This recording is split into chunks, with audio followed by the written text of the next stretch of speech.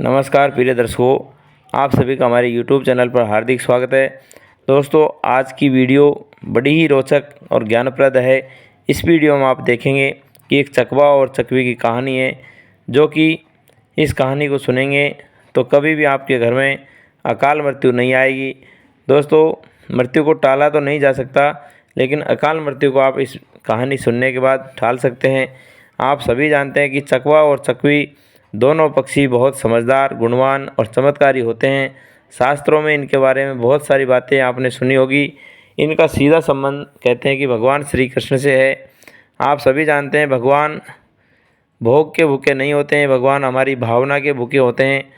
दोस्तों, यदि आपके परिवार में भी कभी कोई अकाल मृत्यु हुई है तो इस वीडियो को आज से सुनने के बाद इसमें जो बताई गई बातें हैं उनको यदि आप पूरा पालन करेंगे तो आपके घर में कभी अकाल मृत्यु नहीं होगी।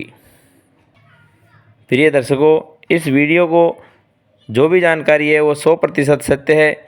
जो भी दर्शक मित्रगण चैनल से नए जुड़े हो, चैनल को सब्सक्राइब कर ले और बेल आइकन को प्रेस कर ले। कमेंट में राधे राधे, जय श्री कृष्णा लिखना नहीं भूलें। अब मैं कहानी शुरू करता हूँ। प्रिय दर्शकों, प्राचीन समय की बात है।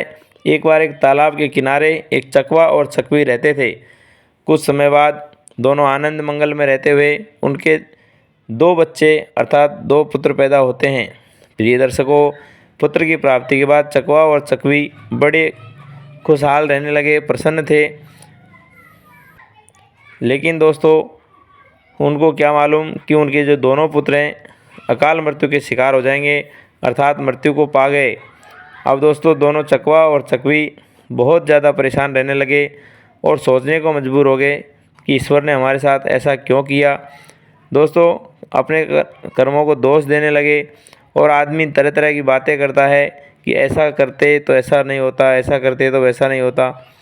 अब दोस्तों, जब घटना घट जाती है तो हमारे हाथ में सोचना ही सोचना रह जाता है। प्रिय दर्शकों, आप सभी जानते हैं कि जिसके घर में अकाल मृत्यु हो जाती है और जवान बच्चे मर जाते हैं तो उनका जीवन किस तरह से दुखी होता है। प्रिय दर्शकों, चकवी अपने चकवा से कहती है कि हे प्रिय, प्राण प्रिय, आप कोई ऐसा कहानी, ऐसा कोई योग, ऐसा कोई संयोग बताइए जिसमें आज के बाद किसी के घर में भी अकाल मृत्यु नहीं हो, अकाल मृत्यु को टाला जा सके। इस पर चकवा अपनी पत्नी चकवी से कहते हैं कि प्राण प्रिय, अकाल मृत्यु को टालने के लिए कुछ उपाय करने पड़ते हैं। कुछ शास्त्रों में विधि विधान के साथ जो बातें बताइए उनका पालन करना पड़ता है। दोस्तों, चकवा अपनी चकवी को एक कहानी के माध्यम से ये बताता है कि किस प्रकार से अर्थात कौन से व्रत पूजन करने से अकाल मृत्यु को टाल सकते हैं। दोस्तों, चकवा अपनी पत्नी से कहता है कि प्राचीन समय में एक बार ऋषि पुलुस्त, जो कि बहुत ज्ञानी मुनि थे, धर्म कर्म की शिक्षा दीक्षा देते थे, उनका कहना राजा भी लोग मानते थे और प्रजा का कल्याण होता था। वो घूमते घूमते एक बार हस्तिनापुर में निकल गए। उन्होंने सोचा कि मैं भीष्म पितामह से मिलता चलूँ। दोस्तों, ये बहुत बड़े ज्ञानी थे, अपने आप को विद्वान मानते थे। जब ये भीष्म पितामह के दरबार में पहुँचे तो भीष्म पितामह ने बहुत इनका आतिथ्य सत्कार किया, क्योंकि बहुत पहुँचे हुए संत थे, मुनि थे।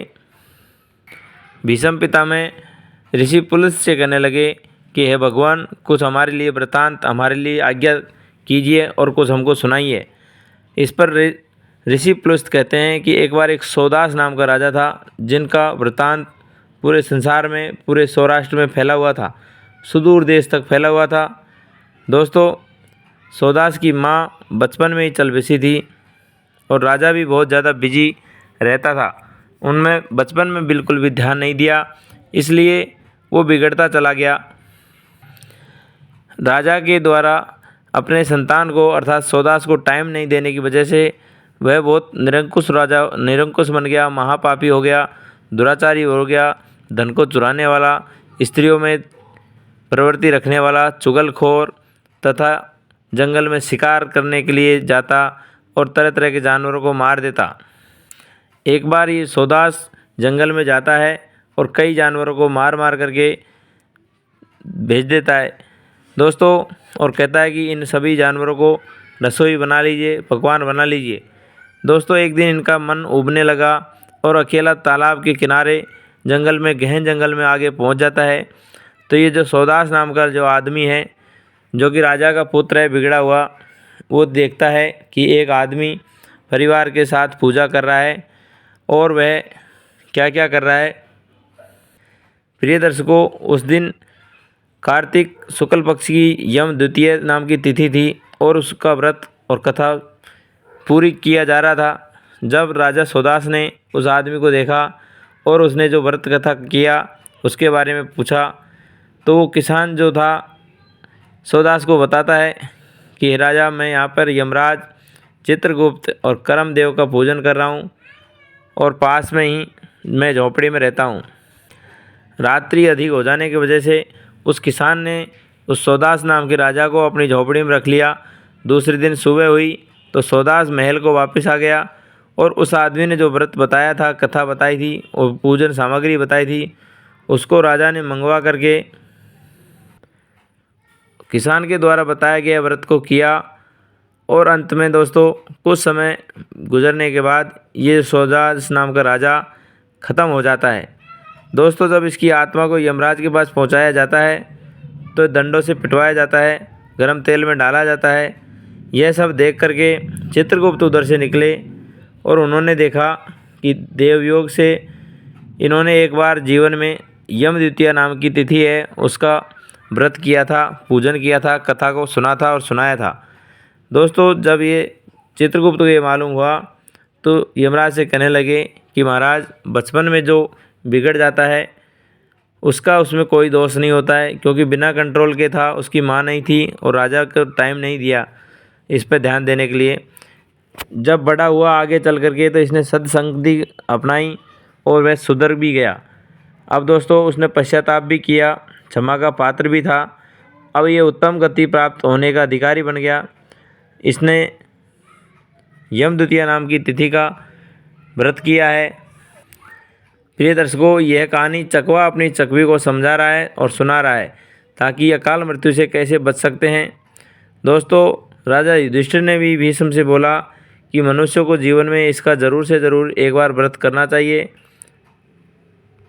और पवित्र स्थान पर एकांत में यमराज, कर्मदेव तथा चित्रगुप्त का पूजन करना चाहिए और कथा को सुनना चाहिए।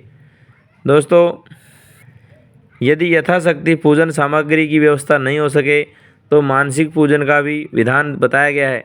आप मन से अर्थात कल्पना के आधार पर ही पूजन कीजिए। आपके भाव अगर सच्चे हैं तो भगवान भोग के भूखे नहीं होते हैं, भाव के भूखे होते हैं। दोस्तों, ये संपूर्ण कहानी चकवा अपनी चकवी को समझाता है और उनके जो 2 पुत्र खोए थे उनके गम में ये अपना जीवन इस तरह से व्यतीत करते हैं।